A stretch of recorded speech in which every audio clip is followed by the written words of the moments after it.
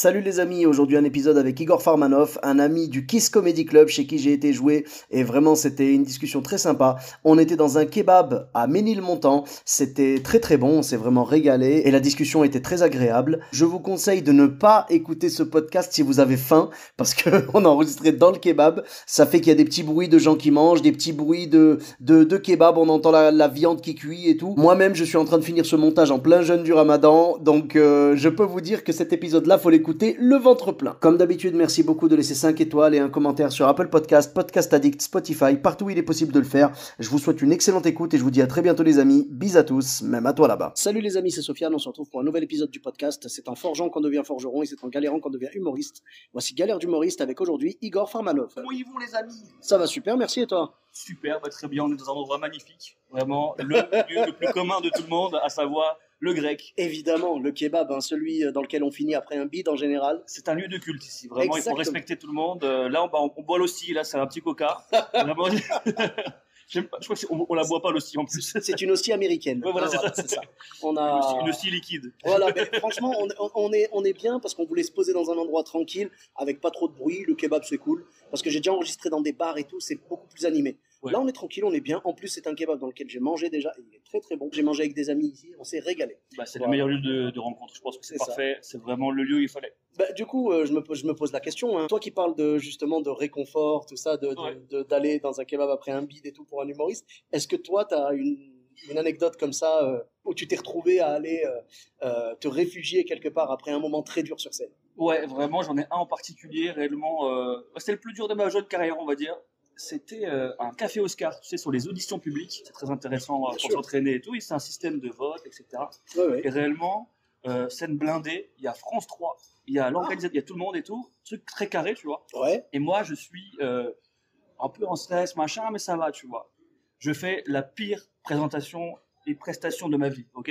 On est d'accord là-dessus ou pas? Tu avais quel kilométrage de scène? J'avais, je pense, c'était il y a 6 mois, donc vu que ça fait 1 an et demi que je fais ça, donc c'est vraiment un mi-parcours, ou un peu confiant, mais en questionnement sur mon texte. Recherche. Voilà, tu vois, tu te dis bon, je teste des trucs qui fonctionnent ici, des fois pas là, donc vraiment cette scène-là se passe. Catastrophique, tu vois. D'accord. Est-ce que tu as joué quelque chose que tu avais l'habitude de jouer ou pas? C'est ça, en fait. C'est ça le truc, c'est que j'ai joué, mais ça a bafouillé, machin. Et en fait, je passe dernier et je déteste parce que vraiment, ce jour-là, il y a vraiment des tueurs, quoi. Et oui.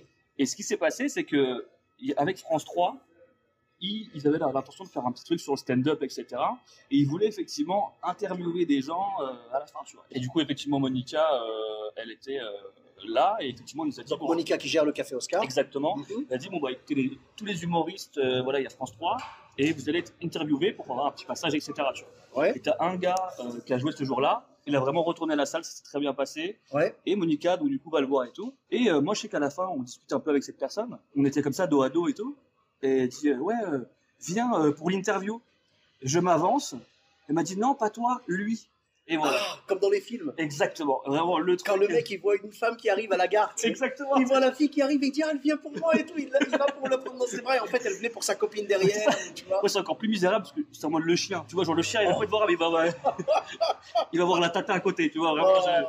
Et ouais, ça m'avait marqué parce que je me suis dit, franchement, ouais, c'est réel en fait. C'est un quiproquo, on va dire. Mais c'est un quiproquo, mais je pense que j'ai mérité parce qu'en vrai, ça m'a juste donné un petit coup de forme en me disant, bon. J'ai pas donné une bonne prestation, je peux pas mériter une interview, tu vois ce que je veux dire. Mais après, il devait pas interviewer tout le monde. Bah justement, c'est ça le décalage, tu vois. Genre, je pense que ça devait être écrit. je sais pas pourquoi. C'était très dur et puis, mais c'était très intéressant. C'était vraiment un lieu qui est un peu mythique et tout, qui est cool. Ah bah le café Oscar, ouais, c'est un lieu mythique du stand-up à Paris, c'est clair. Vraiment, ouais, c'est vraiment un lieu qui est très cool, voilà. Et puis, ça met une petite pression. C'est des beaux lieux avec un enjeu et du coup, c'était intéressant d'avoir cette défaite là maintenant, en fait. Oui, bah. En fait, les défaites, elles sont nécessaires. Quand on se casse la gueule comme ça, c'est nécessaire parce que si jamais tu n'as que des victoires, et ça n'existe pas, on soit bien d'accord, hein, si jamais tu n'as que des victoires, tu n'apprendras pas. Alors que là, tu te casses la gueule, tu sors de là, tu as un peu la rage, tu cherches le premier kebab dans le coin pour te réfugier. Et une fois que tu es dedans, entre deux bouchées, tu te dis, faut que je bosse. C'est ça en fait, tu vois. Et je pense que c'était vraiment un moment très culminant dans ce qui m'est arrivé, tu vois. C'était un mi-parcours. Je me remettais en question, je recherchais. Tu cherchais quelque part des signes. Et là, ça t'a montré, tu vois, il y a encore du taf. Et moi, je le vois aussi. Moi, c'est quand je sors d'une mauvaise scène, entre guillemets, j'ai fait une mauvaise prestation, je veux dire. Tu viens ici au grec, vraiment. Ça Carte de fidélité. Non, mais tu vois, je me dis en fait, mais il faut que je bosse, tu vois, ça me réveille, ça me met une claque en fait. C'est une claque, un réveil, tu vois, un choc un peu salutaire, tu vois. C'est ça, ouais. Et par contre, jamais de la vie, tu me verras me remettre en question comme ça, et je pense n'importe qui, pareil, tu vois. Quand je sors d'un carton, si j'ai cartonné, je me dis pas, faudrait peut-être que je bosse. Je me dis, bah, ça va en fait. Tu vois. Et non, il faut se prendre des bides. Il faut les deux en fait. C'est ce que disait Dedo dans le podcast de Sébastien Marx. Donc voilà quoi. Il disait, il faut des bides et des cartons. Parce que du coup, les bides vont te remettre en question, tu vas te remettre à bosser. Et les cartons te confortent un peu dans ton, dans ton ego. Quoi, je suis d'accord, j'ai une petite phrase pour illustrer ça. Je crois que c'est Gilles Lelouch qui a dit ça. Oui. Il a dit, si tu sais pas gérer tes échecs, tu ne sauras pas gérer des succès. Bah dans le sens où, genre, effectivement, si tu bides et que tu es mal de hausse, bah, si tu vas être au succès, tu vas péter des plombs de fou. En fait, c'est pas bon. Je pense qu'il faut un équilibre. Un équilibre, effectivement. Et je pense que c'est vraiment intéressant à ce niveau-là de ce que tu dis, en fait. Tu vois. Moi, c'est vraiment comme ça que je le vis. Et même, je rajouterais un truc, c'est avec le temps, tu t'affines et tu prends plus les choses à cœur. Non, déjà, tu gères mieux les beats quand il t'en arrive un. Tu sais peut-être mieux jongler pour t'en sortir. Et de l'autre côté, quand il t'arrive un succès de dingue, tu gardes quand même la tête froide. Moi, je pense qu'il faut garder la tête froide dans les deux cas. Si tu cartonnes, si tu fais le carton de ta vie, tout le monde est debout à la fin, il faut surtout pas te dire je suis le stand-up, je suis l'humour, tu vois. Il faut pas se dire genre j'ai plus rien à apprendre, je suis le boss, ça y est je gère, j'ai réussi. Non, parce que tu sais très bien que le lendemain, ce sera pas comme ça, déjà. Et dans l'autre sens, il faut aussi garder la tête froide si jamais tu prends un beat, il faut pas te dire c'est terminé, ma carrière s'arrête là, parce qu'il y a des gens qui se sont arrêtés après un beat. Moi je connaissais un gars, un ami, tu vois, il a voulu monter sur scène, il est monté, ça a marché quelques fois et tout, et un soir il a pris un beat, mais on en a tous pris, on en prendra encore, tu vois. Il l'a tellement pas supporté qu'il est plus jamais remonté sur scène. Ah, c'est dur ça. Bah, c'est dur, et c'est pour ça, moi je dis, il faut ni s'emporter quand tu cartonnes tout, te dire je suis le meilleur, et il faut pas non plus te dire c'est la fin de ma vie quand tu bides. Il faut accepter que les succès et les bides font partie du chemin de l'humoriste. Et réellement, et puis moi je pense que c'est indispensable, déjà c'est une certitude, mais sans ça tu peux pas, quoi, réellement. C'est le problème, c'est que c'est un métier d'ego, et je pense que je vais rajouter un truc, c'est que quand tu cartonnes, un gars il cartonne, tu vois, il retourne la salle, et toi tu marchouilles, tu vois. Bah en fait ça veut pas dire que t'es pas bon, c'est juste qu'en fait, regarde, il a réussi à choper les gens ce soir-là. C'est ça, tu vois, et je pense qu'il y a un truc qui est très intéressant, c'est que quoi que tu dises ou que tu fasses, les gens ils vont forcément avoir un avis sur toi, tu vois. Et en vrai, même si t'as pas convaincu toute la salle, t'en as peut-être 2 ou 3 qui vont venir te voir en spectacle si t'as un spectacle, tu vois. Voilà. Je pense que c'est bien d'être fidèle à soi-même. Moi, ça m'est déjà arrivé où j'ai pas eu des gros rires, mais ils m'ont dit j'ai adoré ce que t'as fait, j'ai même préféré, parce qu'il y avait un sens, ou tu vois. Et c'est pour placer que je suis pas hyper fort.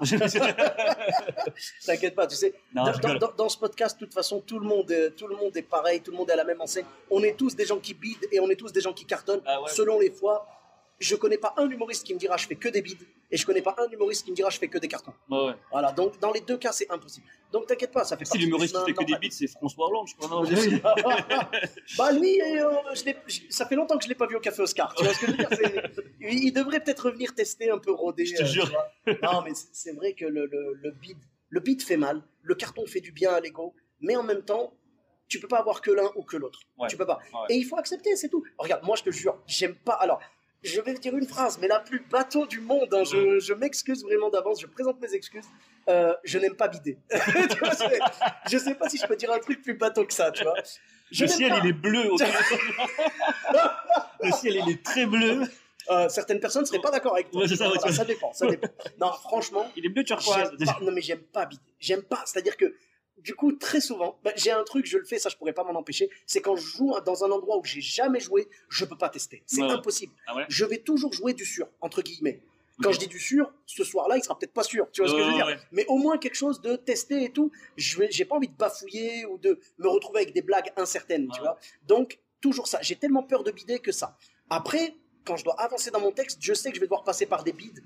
Ça va être obligatoire et ça me fait mal. Mais je choisis les lieux où je le fais. Je comprends ce que tu veux dire. Je veux pas aller dans un endroit où les gens me regardent et me disent attends, vas-y montre-nous ce que tu fais. Et après j'arrive et je plante.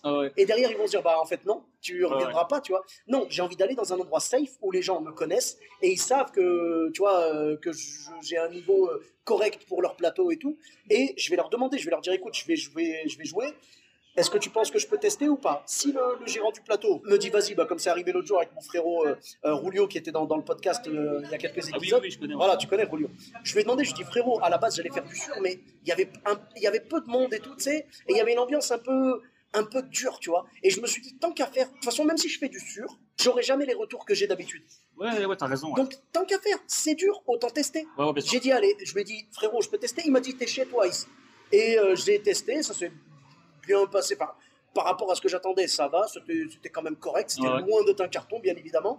Mais au moins, moi, je me suis dit, je teste pour moi, je teste pas pour les gens. Je teste pour moi pour me le mettre en bouche. Parce que j'ai encore du mal à choper le texte et tout. Faut que je le joue vraiment plein de fois avant de vraiment le choper. Mais donc, j'aime pas bider et j'essaye de choisir les endroits où je bide. Après, évidemment, le bid, des fois, c'est pas toi qui le choisis, c'est lui qui te choisit, tu vois. Bien sûr. T'arrives dans une scène, tu dis, je vais cartonner et tu bides. Là, évidemment, voilà. Mais j'essaye dans la mesure du possible de me protéger de ça en ne jouant du test que dans les endroits safe, tu vois. Mais ça me fait penser à un truc, c'est que je voulais parler, c'est en fait, ça dépend des gens avec qui t'es, l'ambiance du lieu, l'âme du lieu. Évidemment, si tu vois tout le monde qui cartonne avant toi et qui fait du sûr, bien sûr, tu vas pas dire je vais tester. Ouais. Bah, en fait, il y a de ça, mais c'est vrai que aussi moi j'accorde beaucoup d'importance à ça maintenant. Bon, après j'ai pas non plus le choix de fou de faire tous les plateaux que je veux dans Paris, mais j'essaie de choisir quand même, que ce soit des copains, etc. Tu vois. Et en même temps aussi des trucs un peu plus durs où tu sais que c'est un peu hostile, parce que là c'est une réalité. Je nomme personne évidemment, mais il y a des élus qui sont hostiles. C'est-à-dire qu'on va te regarder d'une façon en mode qui t'es, tu vois. Et ça voilà, poste tes tripes, quoi. Et ça doit te prouver. Alors quand je dis hostile, c'est positivement parlant, dans le sens où genre évidemment t'arrives, qui t'es, qu'est-ce que tu as proposé, pourquoi tu es là, les places sont chères, qu'est-ce que tu fais là? Tu n'as pas de voilà, c'est-à-dire le public ne te fera pas de cadeau. Non. Et t'es là, on connaît le lieu, on sait qu'ils mettent du bon d'habitude, on ne te connaît pas. Allez, t'as 5 minutes pour nous prouver ce que tu vaux. C'est ça, tu vois, ouais, c'est exactement ça. Et du coup, c'était Adriano qui m'avait dit cette phrase-là intéressante, qui m'avait dit, quand t'es pas prêt d'aller dans certains lieux, faut pas que tu y ailles, sinon tu vas avoir trop une mentalité de 8 miles, tu vois. En mode d'arriver et de vouloir forcément rapper, être le petit rabbit et tout, tu vois, et vouloir retourner ça. Et du coup, effectivement, c'est ça le problème. Donc je pense qu'il faut être un peu conscient de cette faille-là, tu vois. Faut y aller étape par étape, tu vois. Voilà. Si tu sens, en vrai, si tu sens qu'une scène est beaucoup trop haute pour toi et que tu ne te sens pas à l'aise d'y aller, franchement, n'y va pas. Ouais. Parce que tu vas pas être content de toi. Les gens là-bas attendent peut-être beaucoup plus de toi. Le public va être déçu. Tu seras peut-être un peu la tâche dans la soirée. Tout le monde a cartonné sauf toi. Donc, tu te mets en position, bidable. Tu vois. Ouais. T'es dans une soirée bidable facilement. Tu peux très bien partir. Si tu veux, ça peut finir en kebab. Tu vois ce que je veux dire? Voilà, c'est ça. Donc, je pense qu'il faut aller dans ces scènes-là quand t'es prêt. Si jamais on t'appelle pour ça, il faut que t'aies un truc, un hit, un set béton, tu vois. Et qu'on te dise, tu sais quoi, viens jouer et tout. Là, tu leur dis, ok, et tu prends pas de risque, tu joues ton sûr. Ça ne veut pas dire que tu vas cartonner, mais au moins, t'as mis toutes les chances de ton côté. C'est ça, ouais. Il y a un effet dominé aussi, tu vois. Quand tu es assez confiant, tu peux être moins fort sur des line-up, tu vois. Mais en fait, ça va être gommé par le fait que tu restes confiant dans ton texte, tu vois. Genre après, les gens ils vont plus te faire un avis en mode, ok, bon, lui peut-être il a un thème différent, il teste ou je sais pas quoi. Et moi j'ai eu l'impression, par exemple, je joue avec des gens assez forts, etc., ou connus ou pas connus, tu vois. Et en fait, des fois à la sortie, soit c'est pas forcément leur préféré, ou soit ils se disent, ah mais vous avez tout au même niveau. Et nous, notre œil, c'est des gens qui sont pas forcément connaissent pas le stand-up dans le milieu, oui, voilà. Mais du coup effectivement nous on le voit, on fait mais n'importe quoi, alors que eux ils ont pas ce truc là, tu vois. Donc je pense qu'il faut pas, non, c'est un avis sur le moment. Et puis tu sais, dans la salle tu vas trouver les gens qui vont adorer ton passage, tu vas trouver les gens qui vont dire oh c'était pas mal, il y a ceux qui vont dire c'était nul. Tu peux pas savoir, en fait chaque spectateur est différent, tu vois. Il y a ceux qui vont te dire vraiment ce soir c'était ton meilleur passage, alors que toi tu sais que t'as fait un truc naze, tu vois. Donc va savoir, le public a ses raisons que la raison ignore. Ouais, carrément, je suis d'accord. Vraiment, c'est important de le dire, je pense. Un truc aussi, c'est que pas de pression, quoi, les gars. C'est des blagues, faut se faire plaisir. Mais il faut bosser, tu vois. Comme je crois que c'est Jamel Debbouze qui disait on n'est pas là pour rigoler, mais on est là pour rigoler, mais on n'est pas là pour rigoler, tu vois, il joue là-dessus et tout. Parce qu'en fait, l'humour, tu vois, je sais plus qui a dit l'humour c'est sérieux, mais c'est vrai en fait. On est là pour rigoler et c'est des blagues comme tu as dit et tout, mais en même temps il faut se donner une discipline. Bien sûr. Ça veut dire que moi je pense que c'est l'avant et le pendant, tu vois, et l'après. C'est-à-dire avant il faut être super sérieux, il faut bosser ses blagues à fond. Pendant, il faut prendre du plaisir. Et là, enlever le sérieux et tout, et détente. Là, je suis d'accord. Et l'après, c'est, est-ce que j'ai cartonné? Du coup, je me dis, bon, bah, ça, ce morceau-là, il est fort, machin, j'en tire les leçons. Est-ce que j'ai bidé? Il va falloir que je renforce certains morceaux, peut-être jouer un peu plus, tu vois, plus interpréter, faire plus d'act-out, des trucs comme ça, tu vois. Voilà, mais je pense que la partie où on ne doit pas être sérieux du tout, c'est sur scène. C'est ça. Vraiment, là, il faut être détente, parce que de toute façon, ça se voit, le public le sent. Quand t'es stressé, le public le sent et tes blagues passeront moins. Tu vois. Ok. Je suis assez d'accord parce que En fait, quand je disais c'est que des blagues tranquilles, c'est parce que je pense, moi je viens de Rennes, tu vois, je suis de province, et déjà c'était une étape de venir jusqu'ici, etc. Et moi je me suis mis une pression monstre, tu vois. Et je me souviens, ma première scène, c'était à l'époque du premier Barbès, où tu devais payer pour réserver un créneau, tu vois. Et moi je me souviens, je regardais des vidéos, il y avait des Kian Kojandi qui passaient, donc des gros noms. Ouais, tu t'es dit si je vais jouer là-bas, c'est chaud. Je suis pas allé. Ah, t'es carrément pas allé? Je suis pas allé. Genre j'ai pris un train exprès. J'ai demandé à un pote et tout, ça fait longtemps que j'avais pas vu, machin, l'un des seuls potes sur Paris et tout. Je suis pas allé. Et après, j'ai menti. C'est bon, dit alors, ça vient passer la C'était génial. Ça fait quelques jours, il a des cheveux en vrai. Franchement, vous savez pas, on voit pas et tout. Tu vois, je commençais à miquer de fou, tu vois, j'ai des dingueries. C'est dommage quand même. Mais alors, du coup, pareil, ça c'est une première fracture, quoi. Et ça m'a trop fait du bien en fait d'avoir fait ça. Parce que je me suis tellement voulu. Le trajet. Tu t'es dit plus jamais ça, quoi. Mais plus jamais ça, quoi. Je me dis maintenant, soit les scènes en mode vraiment c'est annulé ou quoi, mais sinon j'ai fait vraiment un point d'honneur. Si c'est pas ta faute, faut pas que ce soit de ton fait que tu ne joues pas. Voilà. J'ai eu une période où peut-être je faisais un peu le difficile, mais maintenant même si la scène c'est la plus pourrie du monde, j'y vais parce que c'est que ce qu'on propose, mais au-delà de ça, c'est vraiment, je pense, une démarche de se dire, ok, c'est fini tout ça, je vais n'importe où, peu importe, j'ai une chance de pouvoir jouer devant des gens. Et réellement, c'était, Moi, je me souviens de la première fois où je suis monté sur scène, c'est genre, il y a très longtemps. Donc ça compte pas, c'est pas comptabilisé, tu vois. Moi, j'aime pas le dire. C'est comme C'était en quelle année? C'est comme si tu trafiquais le kilométrage. C'était, mais genre bien avant 2019, je pense. 2019, d'accord. Et après, du coup, il y a eu le Covid et tout. Même pas, c'est même pas une question que de Covid, c'est une question de. Moi, j'étais sur Rennes. Il y a pas de lieu. À l'époque, il y avait pas trop de lieux sur Rennes. Ouais, il y avait pas grand-chose comme Comedy Club. Et moi, je me souviens, je me suis dit, tu sais quoi, j'ai vu un bar qui faisait genre des trucs de jeux vidéo, machin et tout. Et ils ont fait le stand-up de merde de McFly et Carlito, tu vois. D'accord. Et moi, je me suis dit, bon, stand-up de merde, stand-up. Je dis, vous voulez pas un stand-up un peu plus quali et tout, un vrai truc? Alors que je suis personne, hein, tu vois. Vraiment, tu es parti au culot? Ouais, je suis parti au culot. Et c'est trop bien. Et ils m'ont dit, carrément chaud. Mais ça dénote tellement avec ce que tu m'as raconté sur le Barbès. C'est incroyable. C'est vraiment, c'est fou, tu vois. Et du coup, alors, est-ce que c'était avant ou après? Avant. Comment ça avant? Cette histoire-là, c'est passé avant le Barbès. Exactement, ouais. D'accord. Et du coup, moi, je suis là. Et ils t'ont dit oui. Ils m'ont dit oui. Waouh, ils t'ont pas dit genre on veut voir ce que tu fais? Que dalle. J'avais même pas un ça, je crois. En fait, t'es parti tellement avec la confiance qu'ils se sont dit ce mec-là, il peut pas mentir. En plus, j'ai commencé à découvrir des sphères en mode ouais, mais nous on est une chaîne, tu sais, faut qu'on demande au boss et tout. Je fais waouh, oh, je me suis foutu. Pareil, moi, j'ai pas la notion de communication, de machin, rien. Et du coup, ils m'ont dit comment on fait et tout. Je fais écoutez, mettez un truc sur votre réseau à vous. Ils avaient pas mal d'abonnés, tu vois. Et je repartagerai ou comme ça. À ce stade-là, je suis tout seul. C'est-à-dire que je propose 1 heure de show, je suis tout seul, jamais fait de blague, tu vois. Donc eux, jamais monté sur scène. Jamais. Et en gros, ce que je fais, je me dis bon je lance un appel à l'aide. Je fais vraiment les gars, si on est sur le show à faire un truc, même de la corde à sauter, venez, tu vois. Et il y a 3 personnes qui sont venues, 2 personnes. Alors il y en a qui s'appelait Gauthier, il y en a qui s'appelle Trompe Voba. Ah, Trompe Voba, c'est mon frérot. Il est adorable. C'est mon frérot de fou aussi maintenant depuis ce jour-là. On s'est parlé récemment. Donc en fait, tu cherchais d'autres humoristes pour remplir la soirée. C'est ça, tu vois, moi je connais ni Trong, ni etc. Mais Trong, il m'avait dit effectivement que ça faisait 10 ans qu'il faisait ça, enfin, on était dans le milieu et tout. Donc il est rodé. C'est clairement lui qui a hosté la soirée là. Vraiment, c'est grâce à lui. Ouais, il est très bon MC. Hein. Tu sais ce qu'il a fait quand on a joué ensemble à La Rochelle.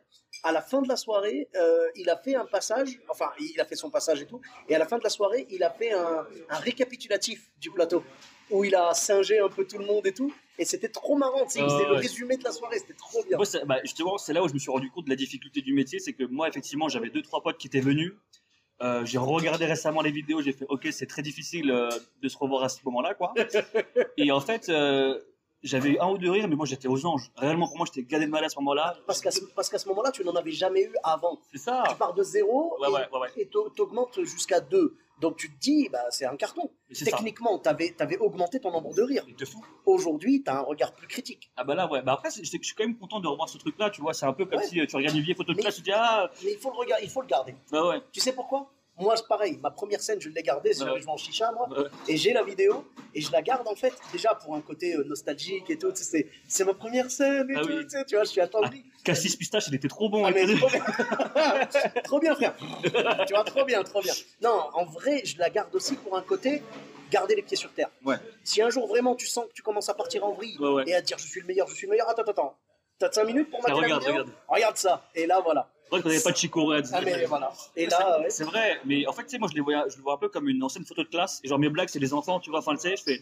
C'est vrai qu'il y avait cette blague-là. Ah, elle a grandi, ça. Là, je l'ai jeté et tout, machin. C'est là, elle a évolué. Voilà, ouais. C'est là, elle a évolué. Ah, c'est là, la machin. Ah, c'est là, elle a pas réussi dans la vie, vraiment. On est d'accord.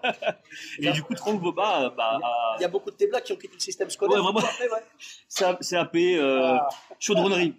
Sans vouloir vexer les chaudronniers, mais c'est pas loin du forgeron, du truc de base. Ah, bien. Ouais, il y a un délire. Ah ouais, là, la boucle est bouclée. C'est pas fini mais voilà. Allez. On est pas mal. Mais ouais. Et donc, bonne soirée, trop bien, trop bien. Les autres humoristes, il y avait des gens. Il y avait des gens, on était genre une trentaine, je dirais, une vingtaine, 30. Et en plus, on m'a dit après, mais il y avait des youtubeurs connus, genre, ils ont 1 million d'abonnés de Rennes, tu vois. J'étais pas du tout au courant. Et heureusement, vraiment. Oui, ça t'aurait fait perdre tes moyens. Voilà, j'aurais pété les plombs, quoi. Et je me souviens très bien, genre, Tronc Boba, il savait pas en fait que moi je venais de débuter ou que je lui ai dit ou quoi. Je me souviens, il est sur scène, il a vraiment 20 minutes, il fait que là les blagues. Au bout d'un moment, il se dit, mais il est où le mec qui gère la soirée, tu vois. Donc moi, et Brett, il fait. C'est moi ou c'est toi qui anime au final, tu vois, qu'est-ce que tu fais, frérot, tu vois. J'ai fait, je vois que ça se passe bien, continue, tu vois. Et en fait, tu lui as tout laissé sur les bras, le pauvre. Et moi, je me suis dit, tu connais, quoi. Ah, lui, il est très bon MC. Moi, j'aime beaucoup. Et puis, il y a son spectacle à Rennes aussi. Ouais, là, il travaille à la Comédie de Rennes. Et du coup, il joue son spectacle là-bas et c'est génial, vraiment. C'est une des belles rencontres que j'ai faites dans le stand-up. C'est sympa. Tronc, c'est quelqu'un que j'aime beaucoup, artistiquement comme humainement. Tu vois. Carrément, ouais. Il est adorable. Et c'est cool, ça fait plaisir. Dédicace à toi, t'as gagné, Tronc, une chicha dédicacée de la part de Sofiane. Vraiment. C'est ça. À n'utiliser qu'après un bide. Ouais, c'est ça. Bon, voilà. C'est une chicha spéciale bide. Et non, mais en fait, Tronc, c'est quelqu'un, tu vois, genre, il a pas peur. Tu vois, il y va, il fonce et tout. Moi, à l'époque, je l'avais découvert dans Ondar. Mais non, il a fait Ondar, il m'avait jamais dit. Mais après, je sais pas combien de passages il a fait, mais je veux dire, je l'ai découvert là-bas et je me disais, il a le courage et tout. Moi, je n'avais pas ce courage-là. À l'époque, on me disait, pourquoi tu n'as pas Ondar et tout. Mais il a fait Ondar, il a fait Ondar, si. Mais non. Et je sais pas, il a dû faire 1 ou 2 passages, un truc comme ça. Mais moi, rien que le courage d'y aller, je l'avais pas.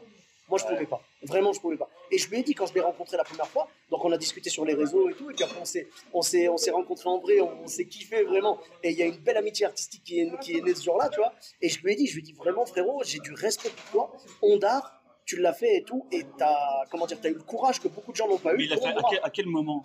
Est-ce que t'avais déjà la portée de truc ou pas? Genre que Ondar, c'était vraiment. C'était en plein milieu. Hein. Ah ouais, quand même, ouais. En plein milieu. C'était pas à la fin de Ondar. Ouais.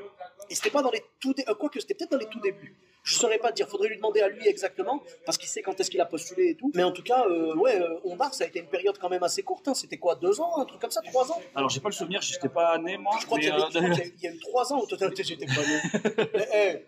Mais, tu me traites de vieux là? Non. Mesdames et messieurs, vous allez assister à la première claque dans le podcast. Voilà. Non, mais c'est vrai que. Il m'a giflé avec une pita, vraiment. Non, mais c'est vrai qu'Ondar, en fait, ça a été énorme et très court en même temps. Ouais. Tu vois, ouais. Parce que là, c'est une période donnée, on n'a pas trop les souvenirs tu vois, des gens, tu vois, par exemple, tous ceux qui sont passés, je suis sûr qu'on ne connaît pas, à toi et à moi, je suis sûr qu'on ne connaît pas le quart des noms. Ouais, je suis d'accord avec toi. Je pense qu'on a vraiment en tête plein de personnes, même des mecs un peu plus niches, genre des Monsieur Fraise, des gars qui ont vraiment marqué le truc. Ils ont plusieurs millions de vues sur le truc. Oui, mais ils ont marqué, voilà. Tu vois, mais à part eux, j'ai dit Jérémy Ferrari, Arnaud de Samer et tout. Ce qui est Olivier de Benoît, tout ça, les décaféinés. Il y avait même Fari. Arnaud de Samer et tout, et bien sûr, Fari est passé. Ah oui, avec son clash mémorable avec Jean Benguigui. Ah, c'était incroyable. Moi, je l'avais découvert là-bas, Fari. Ok, moi j'avais kiffé vraiment. Moi, je l'ai vu vraiment récemment. J'avais kiffé, je l'ai vu fort, je l'ai vu très très fort. Et je me suis dit, mais pourquoi il le sac comme ça? Il est excellent, tu vois. Aujourd'hui, voilà, on voit le résultat. Voilà. Jean Benguigui, on sait pas qui c'est, quoi, vraiment. Voilà, je voudrais pas spoiler, mais c'est pas Jean Benguigui qui a fait Bercy et Roland Garros, on va pas se mentir. Bon. Après, j'ai rien contre qui que ce soit Fari ou contre pour rigoler, évidemment. Voilà, ce sont des artistes, tu vois, voilà, chacun dans sa branche. Bien sûr. Mais voilà, ça n'a pas matché entre eux, c'est tout. Je pense qu'en plus, il y avait. Ça, c'est très intéressant, je pense, Ondar, parce que je me souviens, pour Monsieur Fraise notamment, tu avais une des personnes qui était. Il y avait un décalage, je ne comprenais pas. Et des fois, ils prennent 4 personnes qui, moi, franchement, je ne les connais pas, tu vois, honnêtement. Peut-être c'est pas ma génération aussi. Et en fait, il y a un décalage en mode entre ce qui est proposé et ce que eux ils ont comme base d'humour. Et moi, je pense que la génération. Oui, tu penses que le jury, en fait, il correspondait pas au style d'humour proposé. Pas forcément, mais en fait, c'est plus de dire il y a une différence de génération. Et je pense que même moi, je le ressens aujourd'hui avec des mecs que j'adore. Je veux pas forcément donner le nom, on s'en fout, mais genre des gars que je regarde qui ont 20 ans de bouteille, tu vois, qui sont très forts, mais par rapport à nous, ce qu'on propose aujourd'hui, ça n'a rien à voir, quoi.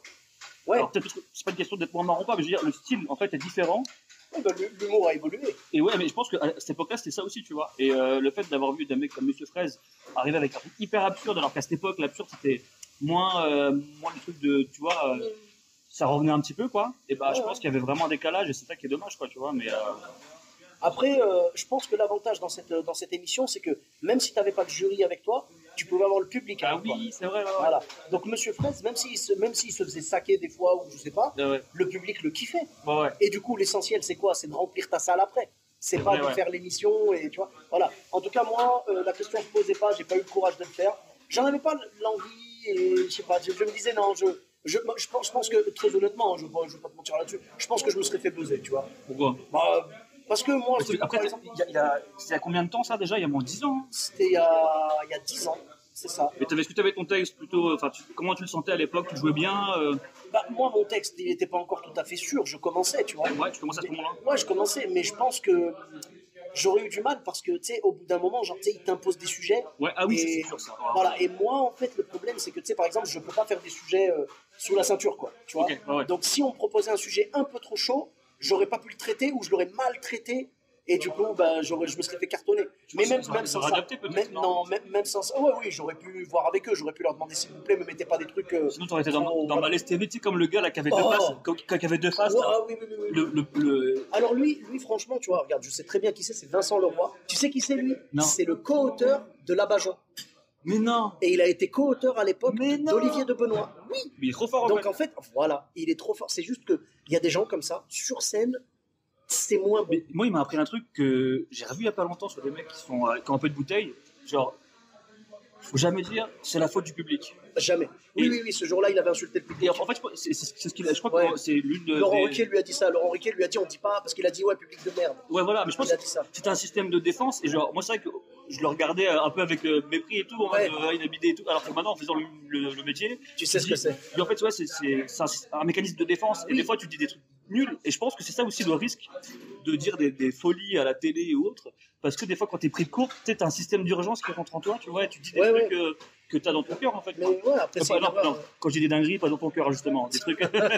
Non, mais je veux dire, je pense que quand il t'arrive une galère comme ça, que tu bides et tout devant le public, tout ça, le problème, c'est que le public, je pense qu'il a une empathie avec toi à ce moment-là. Il n'est pas méchant, tu vois. Le public d'Ondar, il n'était pas méchant. Ouais. Donc, si en plus tu dis public de merde, et j'en veux pas à Vincent Leroy, absolument pas. Ouais. Je juge pas, peut-être que j'aurais réagi pareil. Mais je pense que le public à ce moment-là, il était doublement déçu parce qu'il se disait, on a mal pour lui, parce qu'on voit qu'il passe un mauvais moment.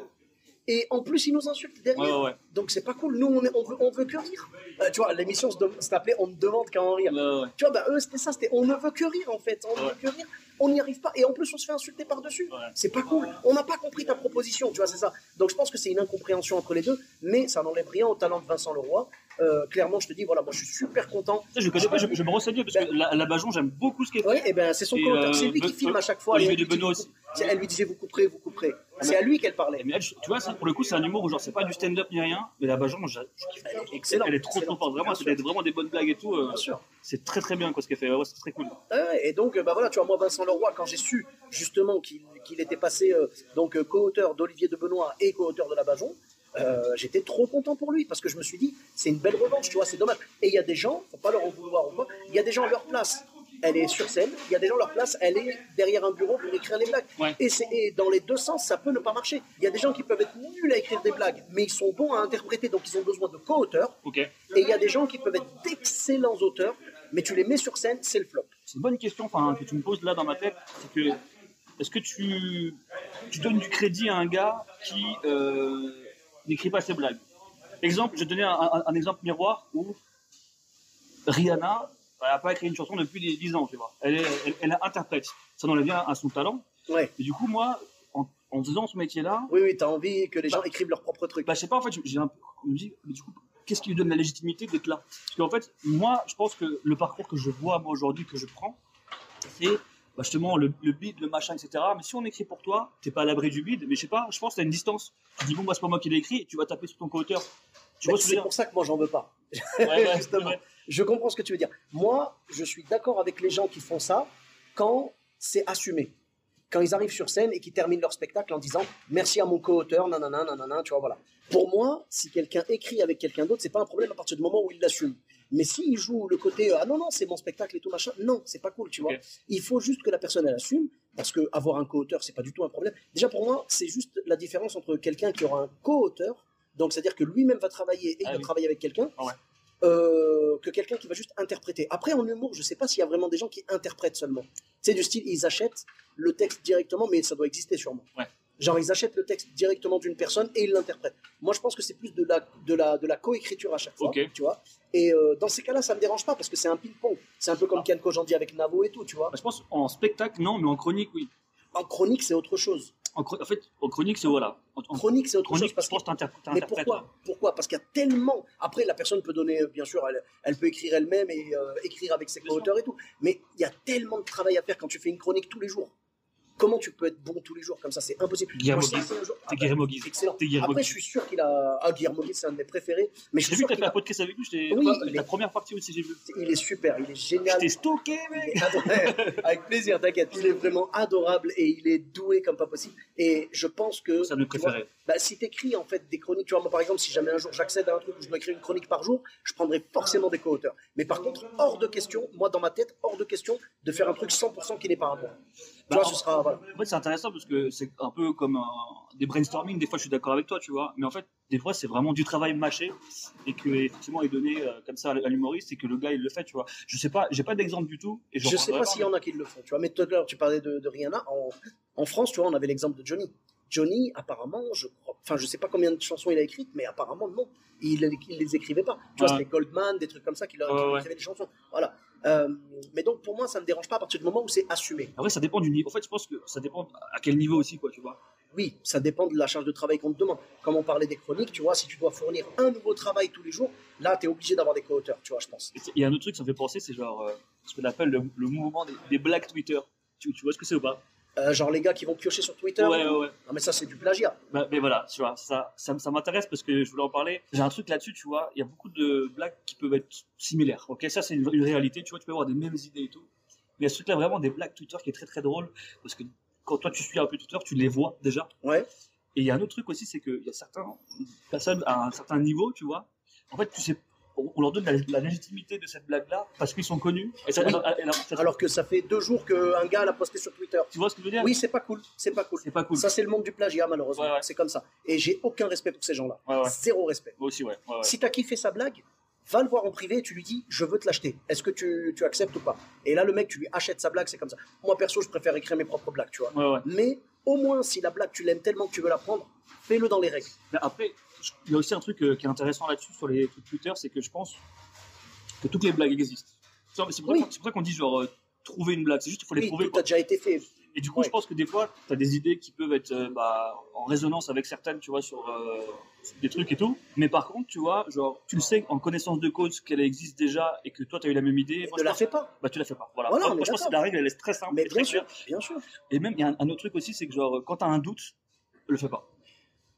En mode, des fois, tu vois, ta blague, elle vient trop vite, c'est trop bien écrit, quoi. Tu fais, c'est pas moi qui ai écrit ça. Genre, oui. Non, dans le sens où genre, oui, en écriture, c'est-à-dire, c'est ce qu'on appelle la cryptonésie. Okay. C'est en fait, c'est le cerveau, on m'avait expliqué ça il y a longtemps. Tu regardes un spectacle, par exemple, et il y a une blague excellente que ton cerveau case sur le côté, tu vois, il la met sur le côté, et tu dis, ouais, elle est trop bien cette blague, et il te la met sur le côté. Et un jour, tu es en train d'écrire, et ton cerveau, il te fait, tiens, j'ai une idée, sauf que c'est la blague de l'autre fois, tu vois. Et tu as l'impression que c'est ta blague, alors qu'en fait, non. Ça s'est arrivé, il y a eu un problème entre Dane Cook et Louis C.K. à l'époque. Okay. Louis C.K. avait fait une blague et Dane Cook a fait la même genre 1 mois après.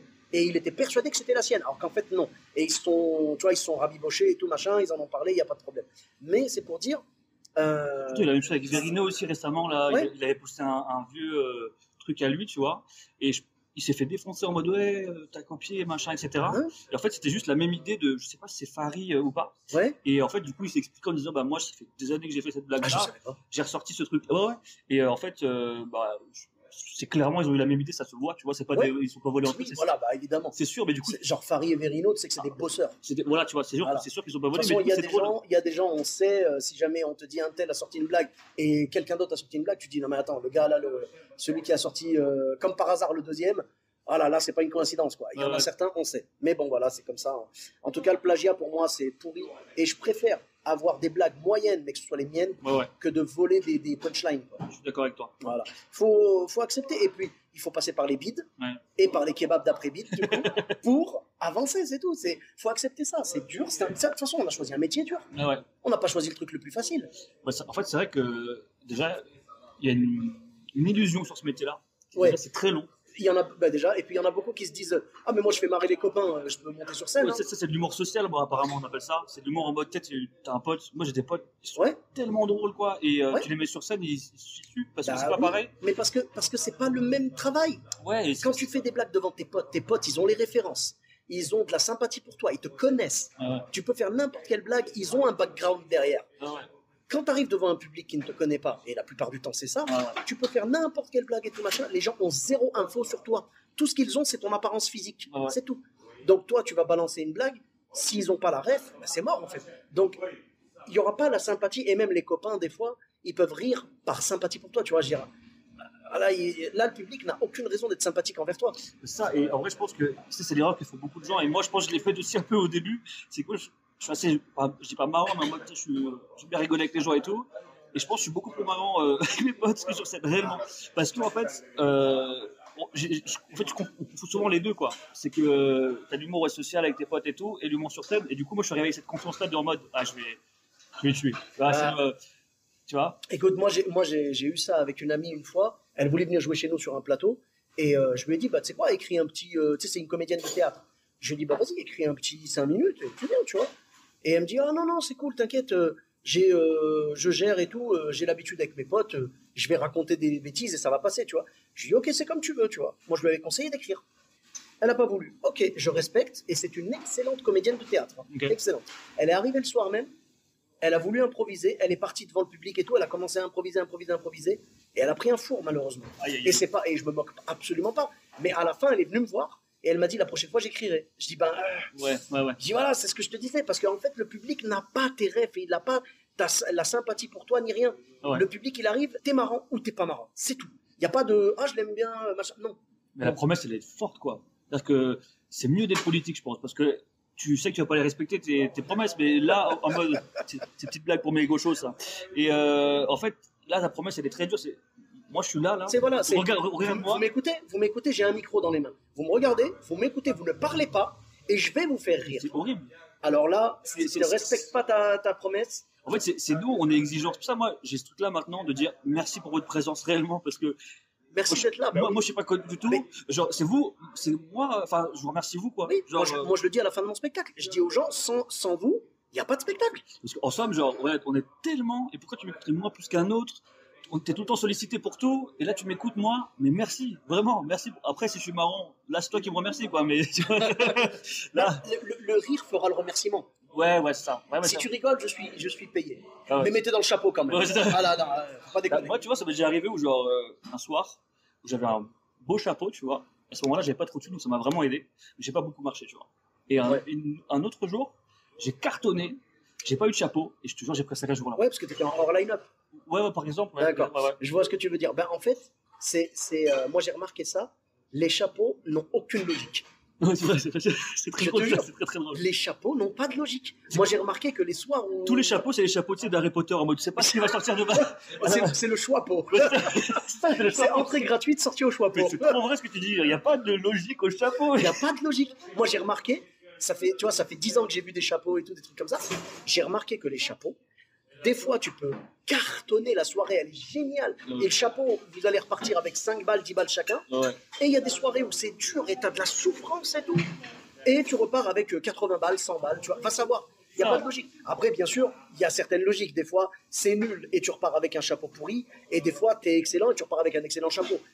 Voilà, mais il y a des fois où le chapeau n'a pas de logique. Je te jure, des fois tu repars avec Emma Watson et des fois avec Ron. Vraiment ça, je te jure, c'est vraiment ça, c'est que... Moi je te cache pas, des fois je suis reparti avec Dobby. Voilà.